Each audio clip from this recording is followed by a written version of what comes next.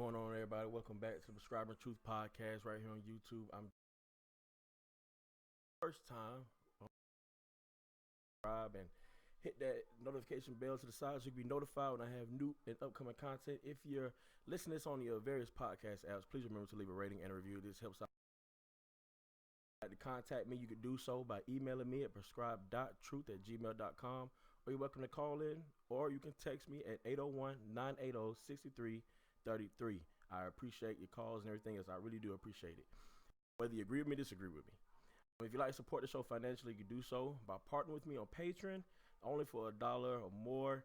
You can support us in different reward tiers. I try to give back to those who support. I really appreciate you have gifts, do quarterly gifts, get the shirt at a certain tier, be a part of the podcast, be a moderator, and all that kind of good stuff. Just you check out the website. It's in the link in the description. I really appreciate it. If not, I appreciate your prayers. Continue to pray for me and this ministry.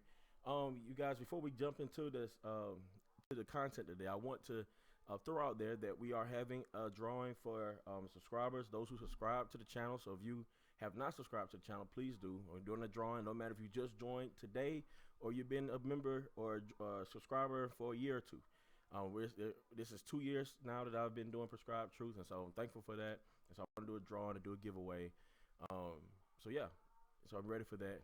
So that's coming up. I almost forgot about it. Last year I started, it was like around the 3rd. This week I'm starting a little late, but I will get it done.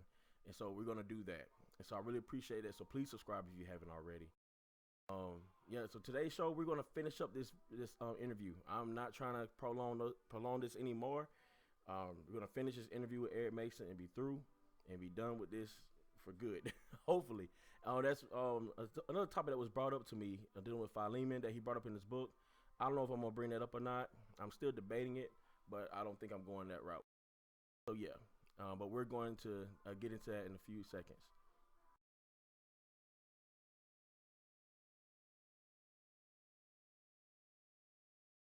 My wife wants to let everybody know that she says hello.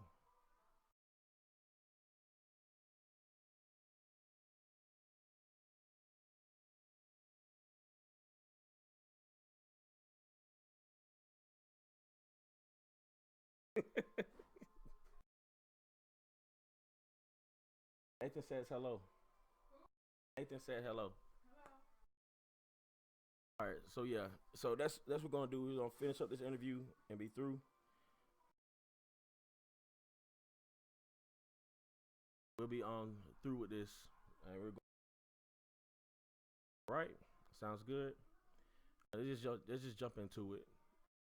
Try to get through this as much as we can. All right, so I'm gonna pick up where we left off at. At this point, he was just getting into racism. He was saying racism is injustice and so on and so forth. I think, um, given what racism is, and partiality, or it's another form of partiality, which I agree with. So I was like, okay, well, cool. We ended that note. Now let's continue from here. Um, so we ain't got long to go, y'all. We're gonna continue from this point here. I don't know if I'm gonna back it up a little bit or not. I think I'm gonna leave it where it's at. Pretty much it. He's not saying anything more, but there's a lot here that I do want to address, and so let's just get to it.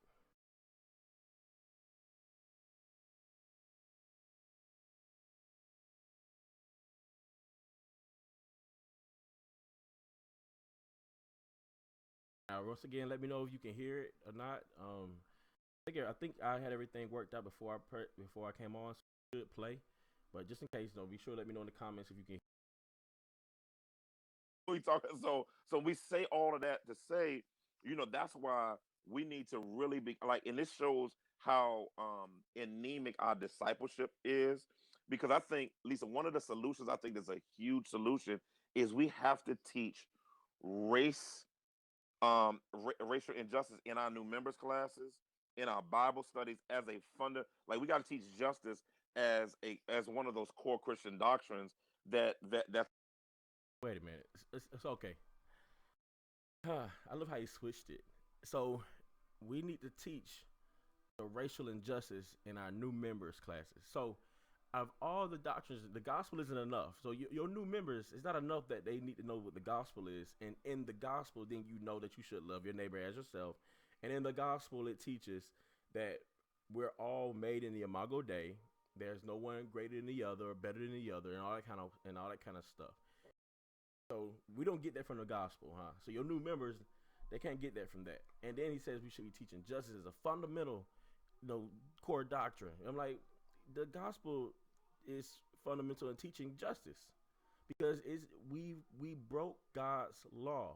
We committed injustices against a holy and righteous God. There's no greater injustice. You hear me now? There is no greater injustice than the fact that we sinned against God. That's it. I don't care if somebody racially profiled you and they stopped you because you're black and so on and so forth. That ain't worse than the fact that you sinned against a perfect and holy God. It's not worse than that. So in the gospel, we're taught justice. We see what is just and unjust. What is unjust? How we treat God. What is just? That he gives us hell. Like, that would be just. God would be just to give us what we deserve, and that's an eternity in hell. Right? That's justice.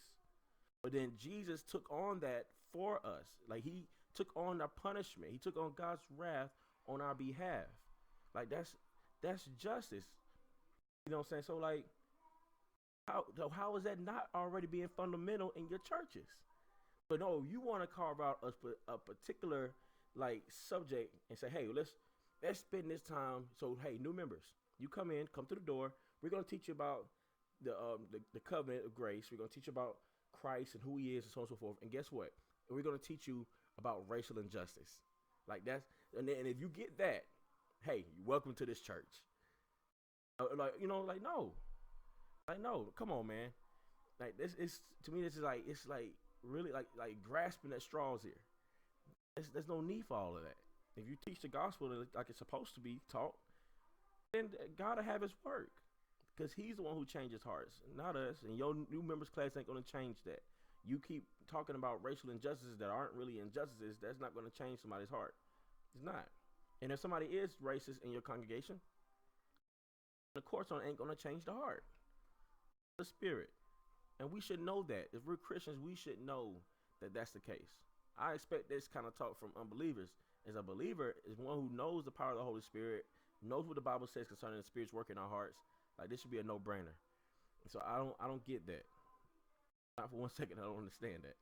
Very, very important doctrine that every believer should be re-educated, because we're so badly educated in America. We're educated from a purely Western European perspective, which and triumphalistic Americanism, which then, just for a side note, triumphant Americanism. I don't all this word. I don't think it calls for all that. Let's just say what you try to say. Like, hey, you say we're a doctrine that pure from a Western perspective. You know what? I can admit, when I was in school, there's some things in my history books that would just come out to be just false. Like, the whole Thanksgiving story, false. I mean, it was until I was good in high school and later on when I learned the truth concerning that, and even then found out deeper truths after the fact of graduating. Like, when you actually look up Google, and it's funny, he downplayed Google, but that's how a lot of those things were found out. From a lot of us, is that, hey, we looked at Google and there's information on the web. There's a lot of trash on the web, but there are some good stuff on the web.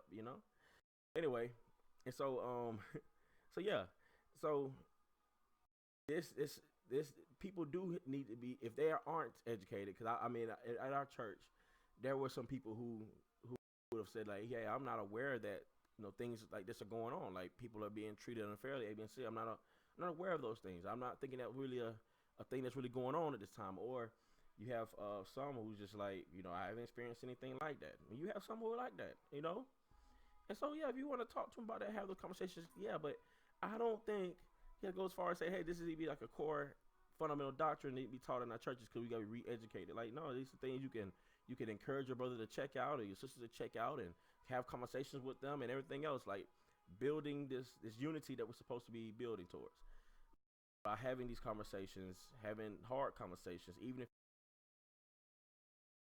and all that stuff. Now he's pastor of his own church. He can do what he want to do in his church. I'm hoping and praying that he's sending them the gospel. You know what I'm saying? Like because I'm really concerned with this rhetoric. You know, like, and even saying this should be one of the core fundamental things that we should be teaching. Like, and so you don't, and for him to say that justice should be taught in this way, then I'm like, okay, well, one, if you're teaching the gospel, then justice should already be being taught.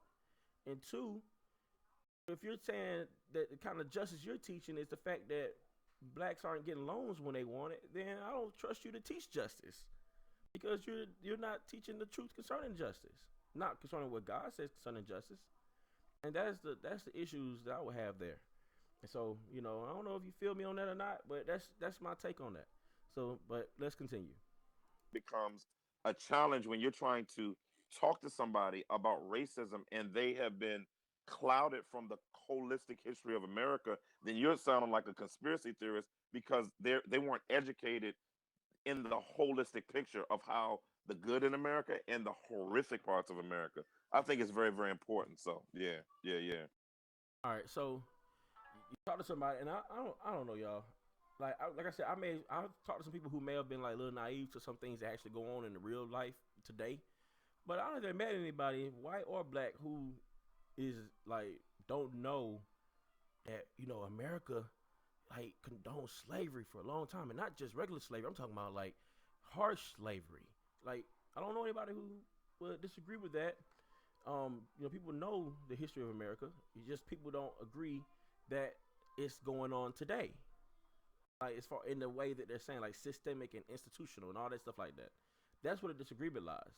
As far as today, you won't hear a disagreement of anybody saying there was systemic racism in the past or institutionalized racism back then. Like, no, of course.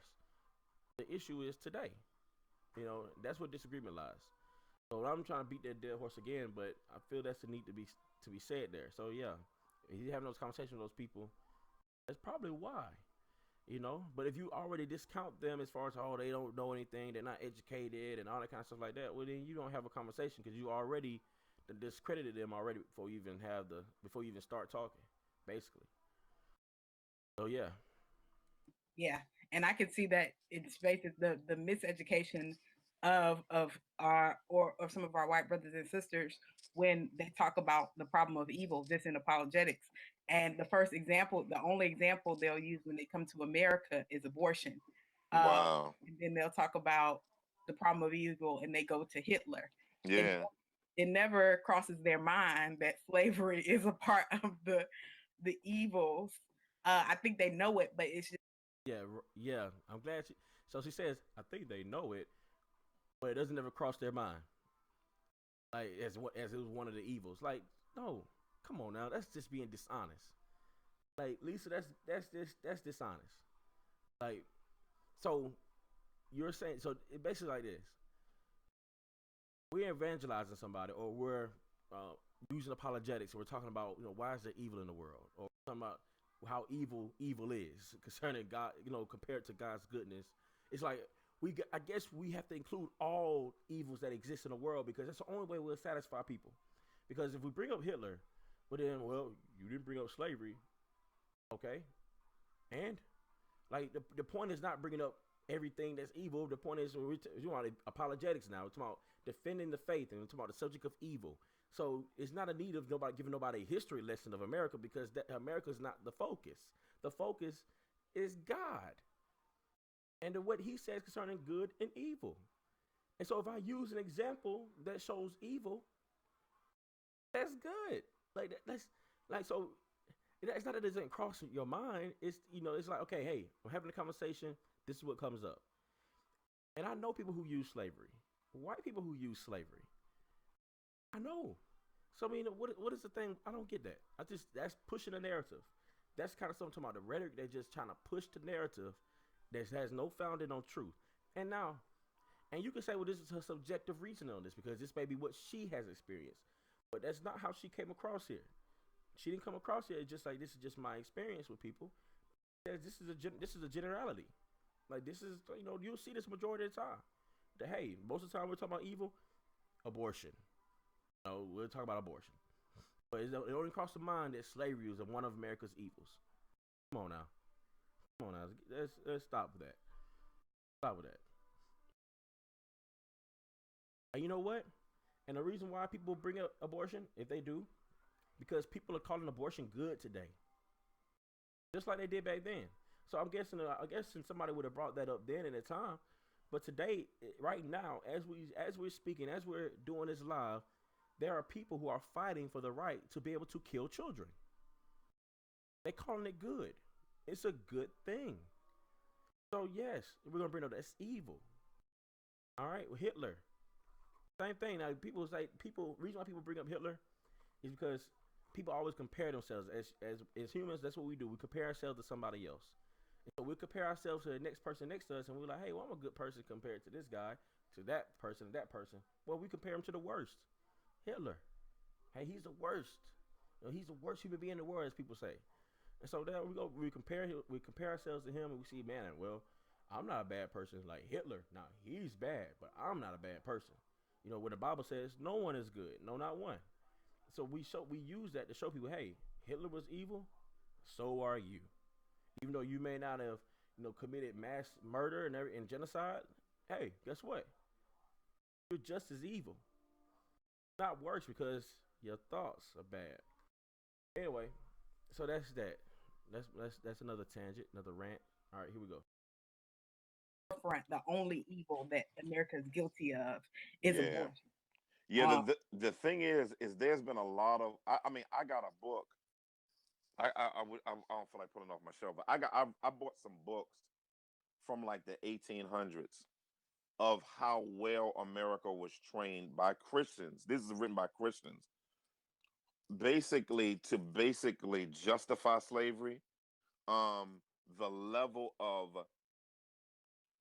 sociological, theological, anthropological manipulation.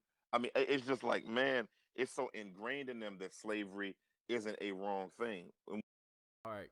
So now, if we're gonna be level, and this is what I'm talking about, if we're being honest across the board here, right? There is some truth to that. And those back then, George Whitefield is one that's come on top of my head, who thought it was okay. Like, hey, slavery was a good thing because hey, they can work the grounds for us. They can handle the heat better than we can. A, B, and C, let them do it. He pushed for it. So hey, that's an example right there. So yes, we can acknowledge those things. My question once again, anyway, if people are unaware of that, they can look it up. Google's good for that too. Google's good for some things, and Google's good for pulling up resources like that too. But if we can acknowledge all those things, what does that have to do with today? Like, okay, so we know better, so we do better. So that's why nobody's pushing for slavery today, because we know different. So that's the thing. So yeah, we have that then. We have that. That is something that did happen. People did push for it. Now, some people would say, and this is just for the sake of argument, some people would say that we have to be careful with judging the motives of why people did what they did and said what they said. So the motives just had to be they were trying to manipulate, that they was really wicked or evil intentionally towards others, or they may have been ignorant. Which, in my personal opinion, I don't see how anybody could have been ignorant concerning the fact, especially Christians, concerning the Imago Dei, how we're all made in God's image. But there was this issue back then about they called it scientific racism back then, where basically they believed that black people came from the curse of Canaan, and all that kind of stuff like that. So you had all that going on in people's theology and their believing it and all that kind of stuff. So that was for a long time. And no matter of fact, and this may be a shocker to you, but even in my church, like the cult I was in, my pastor held on to that. Like, he actually believed that too. He believed that, hey, how black people can't be, but then God redeemed us later. That was his thing. But this is how black came, because the curse of Canaan. Yeah. So I mean, false teaching is everywhere. False understandings, misunderstandings, and misinterpretations are everywhere. That's why we have the scriptures. We continually study the word truth. That's why we must do that. We must be diligent to study. And so, yeah, but still, what does that have to do with today? The injustices that we have today. We can talk about that in the past. What about today? Because we have to agree that that's not happening today. You know? So where's the systemic injustice? Where's the systemic racism? Where's the institutional racism? Where is it? We won't get that answer. Anywho, let's continue. Somebody like Doug Wilson come out. All right, now check this out. This reference he's bringing up to Doug Wilson. Like, please just like listen to this for a second. You know, soak it in. I'm not gonna spend much time on it, but just listen to this. Say, you know, Christian reform dude, Christianity, no, relations between blacks and whites was at its best in the Jim Crow South and in slavery between blacks and whites.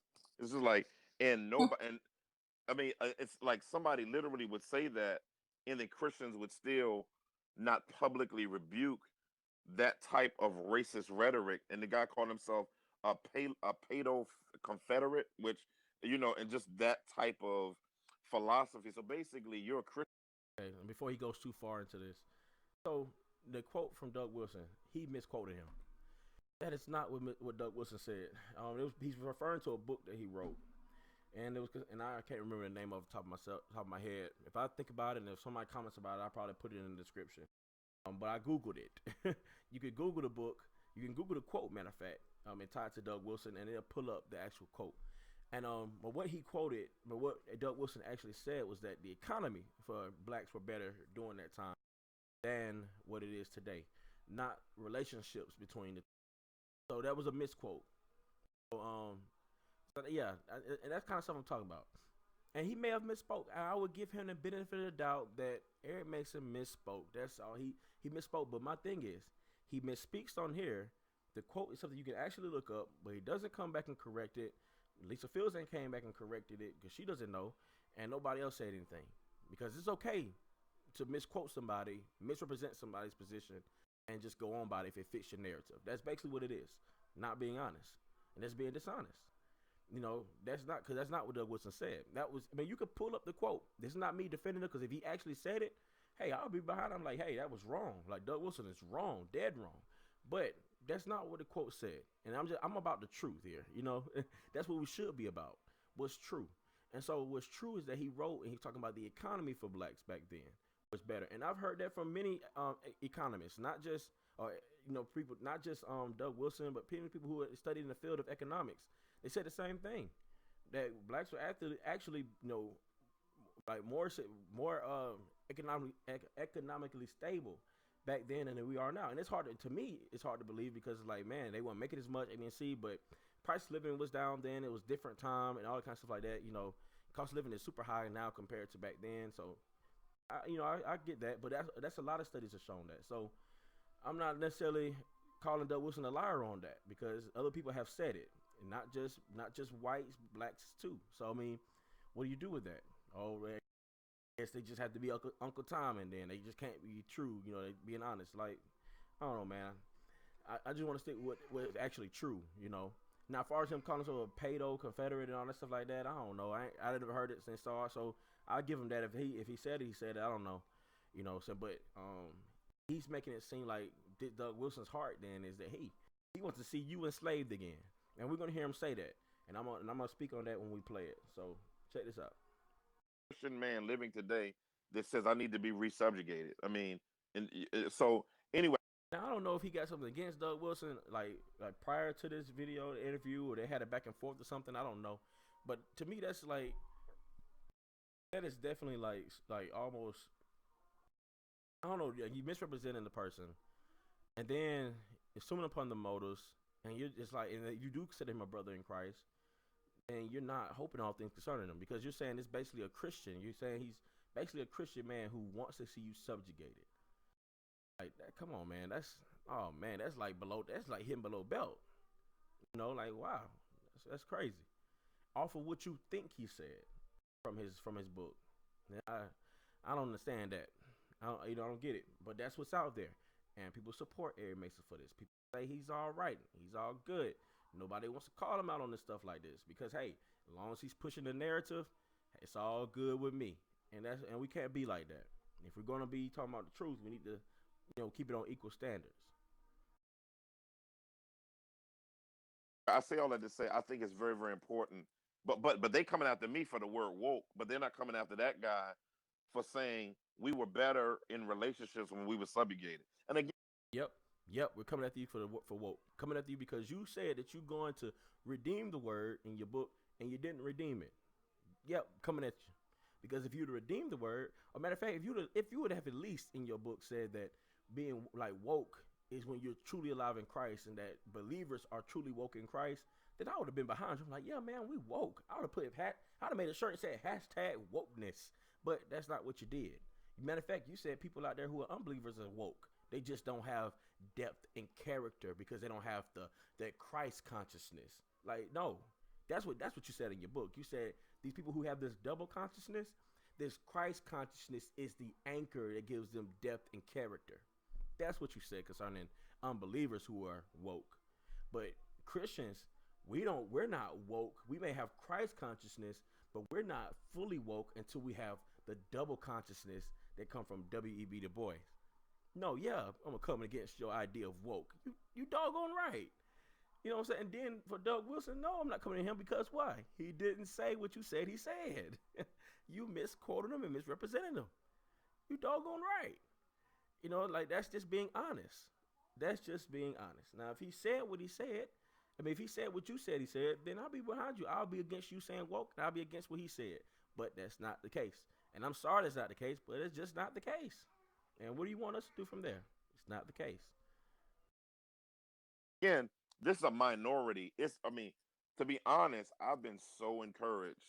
I've been overwhelmingly encouraged by most African Americans, most whites. I mean, people are buying stacks of the book and giving them out like pastors saying, "Yo, man, I want to give it to my church. I want my entire church to go through it. I want my leadership team to go through it." Yeah, you know what? My church actually passed out to the leaders, like male leaders in our church, go over it and critique it. So we did do that, but not because we were all like, oh man, it's a woke church. Now there's some brothers in the church who are like that. You know, there are some, but that's not the reason why we got it for everybody. It's mostly because we want to critique it and be honest with it. Now this is one thing. This is one thing that's discouraging concerning having these kind of talks because it seems like basically the majority rule, and it's interesting. And when it comes to truth, it shouldn't matter whether it's a few or if it's a many or if it's a lot of people who are saying something is wrong with what you're saying. It should matter if what the few is saying is true or not, or if the many is saying is true or not. So if you have 10 people telling you, man, you're doing a good job. Man, that book is fire. And you have like only 2 people say, man, I really see something wrong in that book. I really do see something's wrong with that. You need to check it out. So you're telling me because you got the 10, you're going to ignore the 2. That is not how you deal with truth. That's not how you deal with truth. You know, like doesn't the scriptures even teach us that? Like even like those who the broad way, like where many go, that's not always the good way to go. Like sometimes sometimes it may be a narrow. Like it may be just a few. I remember giving an example of my own personal experience. There was something that I believe concerning the Bible for a long time, and every time I share it with somebody, I bring it up with somebody, it's like, you know what? I ain't look at it like that, man. You may be on to something, Jamal. That's what's up. And then there was one person who tried to challenge me, and it's like, you know what? I don't see it, brother. You know, he walked with me through it, and I could have ignored him. I was like, you know what? I don't know what you're talking about. I mean, everybody else saying it's good. You know, what you saying? You know, but I didn't do that because the thing is, if somebody has an objection to something, it's worth hearing out. And if it's false, if the objection doesn't pan through, then cool. You know, but at least you took the time to acknowledge it and to actually sift through what is being said and come to the knowledge of say, hey, this is what the objection is. This is how their objection is misunderstood, and then we go from there. You know, or you know what, the objection really does hold weight. Let's just check it out. Or you know what, let's be humble enough to admit, you know what, your objection stands true. I need to change my approach, and that's just being fair. That's just being honest. You know, but the fact that you have a lot of people saying, "Oh man, I'm buying your book, bro. I'm supporting. Oh man, I got my church got the book." But then you got these few people, this minority, as you said, just like not rocking with it. Then you're like, man, them guys just some haters. Them guys, they don't like the book because they hate us. You're like, nah, man, that ain't how you deal with truth. That ain't how you deal with honesty. So That's just messed up. It's messed up. But like somebody commented on one of my videos not too long ago, and was like told me to shut up because who am I? Who am I to critique Eric Mason? Because Eric Mason is like he's like the big dog, and I'm just like the little puppy, over here in Georgia. Like, so who am I to say something about what's going on with Eric Mason and what he's doing? Like Christians, I'm a Christian. I'm not. I don't have to be 10 years down the road or 30 years down the road to be able to say when something's wrong. We know the scriptures. You know what I'm saying? So, and it kills me. This kind of stuff that discourages me about this whole thing. And that's make me feel like we're never going to get to where we need to get to as far as coming together and talking about things, so on and so forth. Because as long as you have your yes crowd, you're going to hide in that and you're going to rest in your yes crowd instead of actually giving the people who actually saying no a listening ear. That's what we have a problem. And see, for those on the other side of this who say we're not trying to listen, we're listening. We want to have the talk, but you're shutting down the conversation because you say we don't want to change. Just like Eric Mason said earlier in his interview, like he's not trying to rock with people who basically against it. Like only people he's talking to are people who kind of on the fence about it, but they kind of leaning towards his way, or people who agree with him. That's basically all the people he's going to talk to. That's just unfortunate. But what are you going to do? It's been, to be honest, it's been more positive than it has been negative. So it's just been great, and I've been really encouraged by the support and opportunity to get the resource out. So as many, I mean, it just went in the second print yesterday. So it's just kind of like, wow, they ran out and had to go in the second print, which shows you that people are grabbing it and utilizing it as a tool, which that's what the goal of the resource is. Yeah. Yeah, that's awesome. So, what other things would you want to tell our audience about the book that we haven't mentioned already? Yeah. I think one of the things that we need to do is we need to revise our history. As Christians, we need to revise our American history and we need to revise our Christian history. And one of the things I talk about in the book is I say, we need to understand that when people say, let's not look at the past, it's kind of like, nope, God doesn't even do that. God would always tell Israel, remember, I brought you out of Egypt, how bad it was, right? And I brought you out of Egypt with a mighty hand, right? God always talks about the past. I mean, Jesus quoted scripture, which is in the past on the cross. So, so one of the things that I think is important is that we have a right view of the past so that we can understand where we are and how we got to where we are right now as believers. I think that's the biggest fallacy in the church right now is we don't agree on how we got to today and where all of this came from and all of the particular things. It's a lot of Christians that don't even know. I mean, not a lot of Christians, black and white Christians, that doesn't even know about the issue in the Greenwood section of Tulsa, Oklahoma. Subject here. So we need to revise American history. We need to revise church history. And what I'm thinking, without trying to be super nitpicky with this, I'm thinking he's meaning that especially like just to give an example and how you have depictions of Jesus as being white or apostles, or the early church fathers, so on and so forth. We're not really like readily knowing that a lot of church fathers were actually from Africa and all that kind of stuff like that. And maybe like that's what he's talking about because people are not really like learning that off the top. Like that should be top. And that's if you making it your central thing that you need to know. I'm thinking that's what he's getting at for talking about revising history, because my thing is history is history. Many people have been taught wrong concerning history, and they just need to be taught the truth. You can argue that, and you can make a point for that. But as far as revising history, I don't necessarily agree with the terminology there, but I'm thinking that's what he meant by it. The whole thing as far as he's gonna bring up. Let's back up a little bit. I want to back up real quick. Yeah, that's awesome.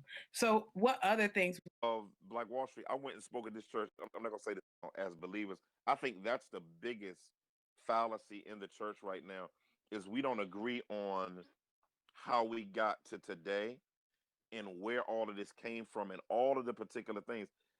So that's the part I want to comment on. How we got to today and how we got to where we are. So it's like we just forgetting all about God and His providence. That's just too simple. That's just too simple. Like we can't go there. Sorry, like like you say God is sovereign. Well, okay, he's sovereign, but we still need to talk about this because this is mostly important. Like this kind of like shows where you stand in those things. Like, okay, where are you consistent with your understanding what the word says concerning God and the world and everything else? Like, none of this stuff took God by surprise. We talk about history, like, you know, the people say don't bring up the past because you bring up the past as if it's affecting the present. Nobody's saying like, let's not talk about what actually happened. I would have people not want to have a conversation about that stuff. It's that you're trying to say those same ideals are still going on today. You know, or some on that side would say that. But and then using the example with God, God talked of the past. Well, He did those things to remind Israel where they were because they was losing faith in Him. So He always would remind them of what happened, so they would hopefully renew their hope and trust in God, and not go off into worship other idols as they so frequently did, forgetting the God who saved them. So it's like I can see if that was the case if people just are ignorant and just don't know what happened. It just A, B, and C. But that's not the case. That's not the case. So how we got to where we are today? He's gonna mention Black Wall Street and what happened there and so on and so forth. And all those things are terrible. Terrible things that happen at Black Wall Street. Plus, if you don't know, you look it up. Google has it. He downplayed Google so much, but so much you can look up by looking in Google. But Google talks about it. You can pull up Google and check it out what happened and everything else. It was horrible. Racism, injustice. That was injustice and all that. You have all that going on during that time and for that purpose and all that kind of stuff. You have that. But question question is, where is that today? Is the only example he could bring up a lot of stuff from the past where there was racial injustices and all that stuff from the past. Yes, bring them up. They was there. They exist. But the question has always been, where is it going on today? Like, is the greatest example he could give was the black people not getting loans? That's it. Can't get the house, or they're not being able to have the opportunity to earn on the same levels. Is pushing for socialism because you're basically saying the same thing as saying distribution of wealth. Like, is that it? Because what happened in Tulsa, Oklahoma, that ain't happened since then. Black people prospered nowadays. I mean, shoot, Jay-Z, like he mentioned him in his book. Jay-Z, like I think he's a billionaire now.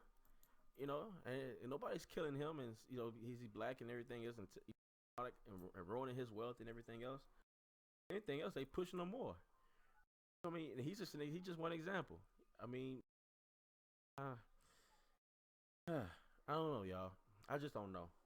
I had one guy comment, and the only thing he could give me was just some emotionalism, and like just tell me to shut up because I'm not old enough to be critiquing Eric Mason. Other than that, that's it. Nobody's giving anything of any substance. And it's unfortunate because I actually want to have a conversation. This conversation needs to happen. Yeah, let's continue this. It's a lot of Christians that don't even know. I mean, not a lot of Christians, black and white Christians, that doesn't even know about the issue in the Greenwood section of Tulsa, Oklahoma, with Black Wall Street. And I remember I was telling that story.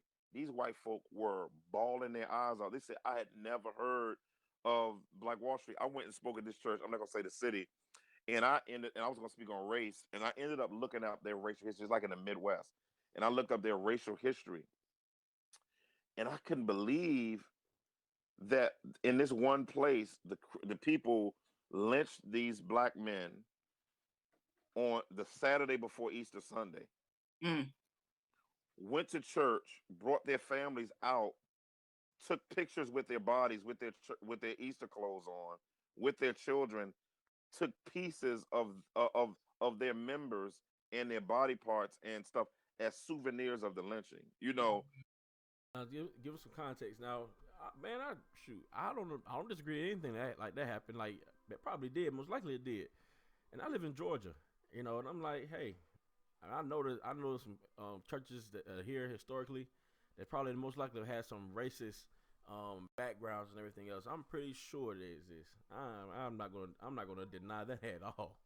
You know, the fact that they could, lynching them and then trying to take souvenirs.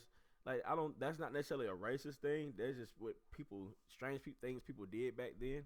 Matter of fact, just to give an example, I was looking at the mobs, historical gangster mobs over in New York and so on and so forth in New Jersey.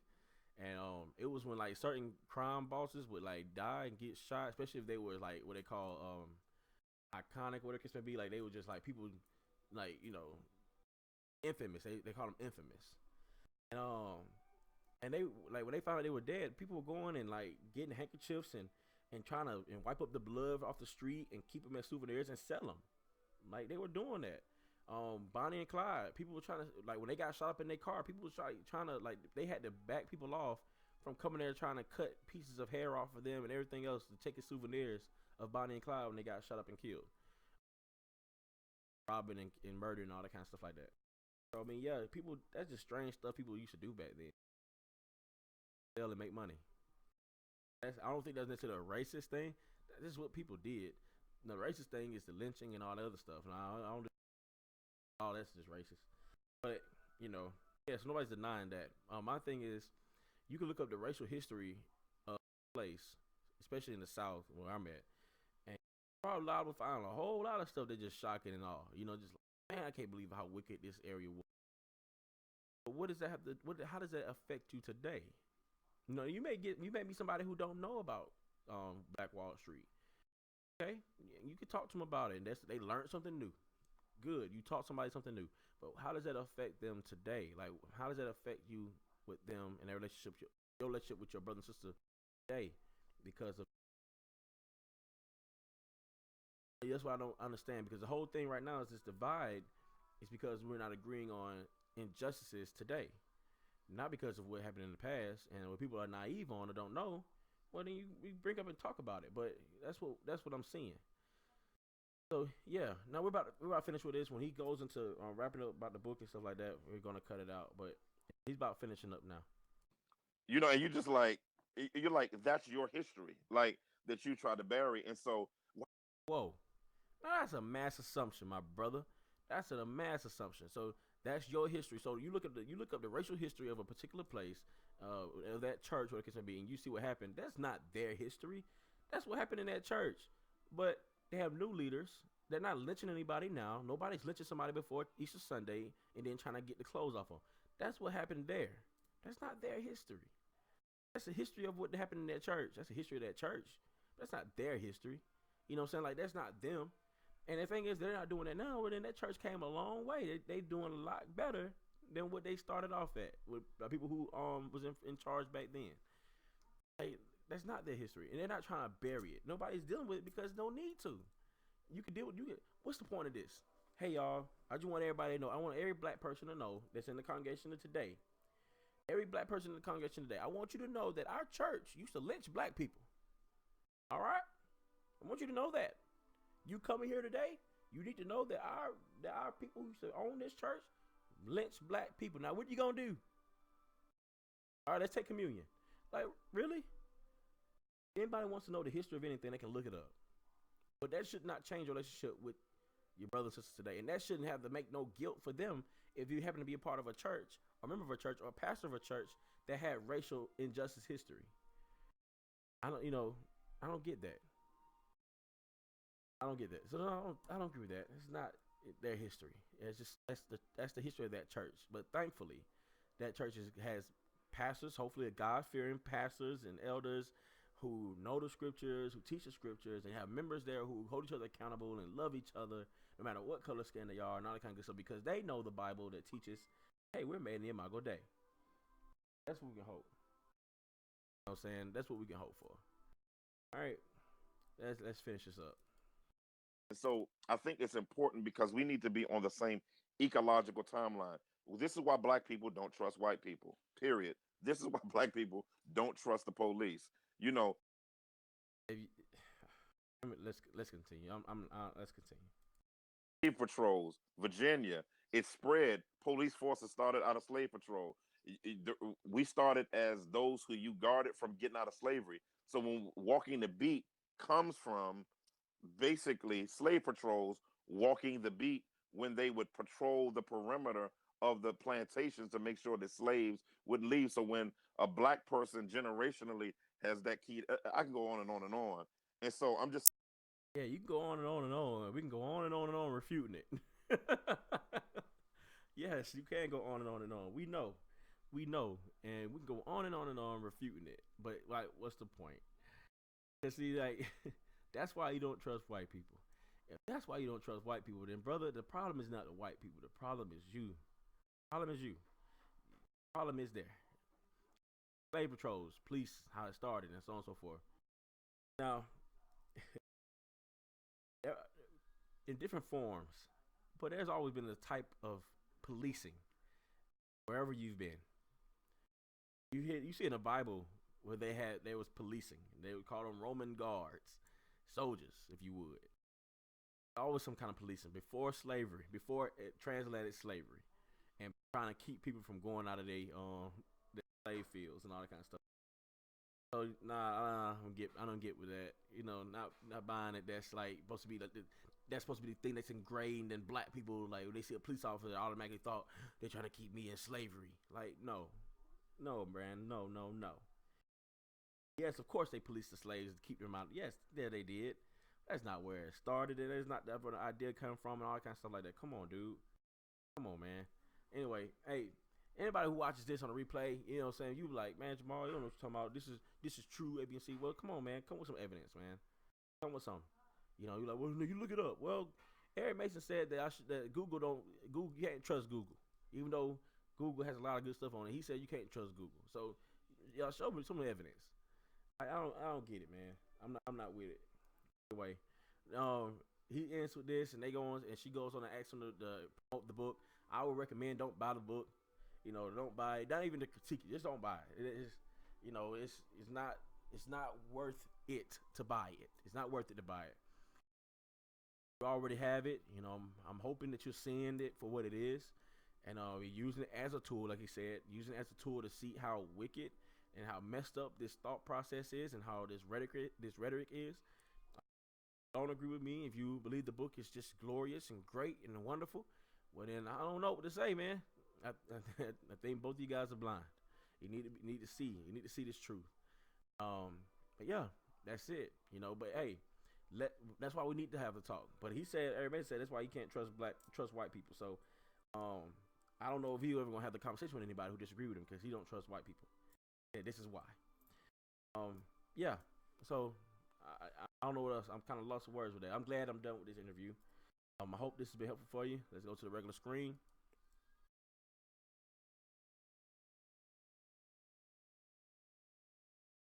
All right. So once again, thank you for joining me for this episode of the Prescribed Podcast. Remember to like, share, and subscribe. Hope this has been helpful to you. Please, if you haven't already, consider supporting us on Patreon. I really appreciate it. For only $1 goes a long way. You won't believe how far it goes. Yeah, we're trying to follow some other things in the coming weeks. Feel free to comment some thoughts, some topic suggestions that you may have and whatnot. I give precedence to my patrons. So those who are patrons, you suggest topics you think I should cover on this podcast. You know, hey, you got first dibs. You know, even at the dollar mark, you get first. All right. But anyway, remember, this world is full of errors, but the only thing the doctor prescribes is truth.